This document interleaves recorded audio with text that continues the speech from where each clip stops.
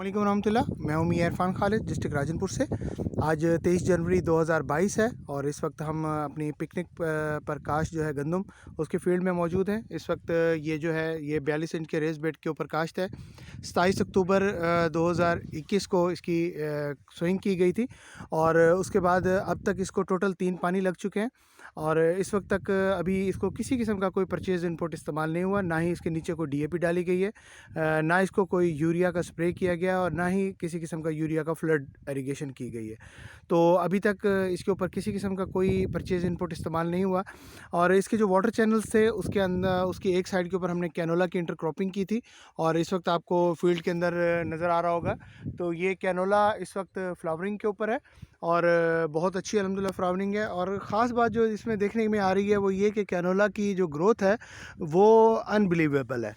तो इस वक्त जो है ना तकरीबन कैनोला का जो कद है वो 6 फुट से भी कहीं कहीं तजावुज़ कर गया है और अभी तक उसकी शूट्स जो हैं वो ऊपर जा रही हैं। अभी तक वो फ्लावरिंग पे है और अभी तक वो मैच्योरिटी की तरफ नहीं आया।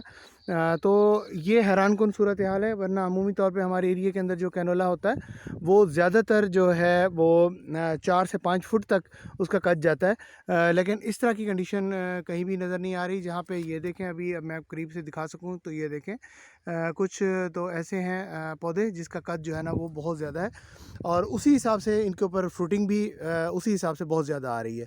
तो इस वक्त जो है ना ये बारिशों का सिलसिला जारी था और उसकी वजह से जो है ना ये जो कन्वेंशनल गंदम है उसके ऊपर रेस्ट आ चुकी है और इसका जो है ना इसके अंदर सिम्टम्स ज़ाहिर हो रहे हैं। तो उसकी वजह से इसके अंदर एक स्प्रे भी हो चुका है अभी इसको।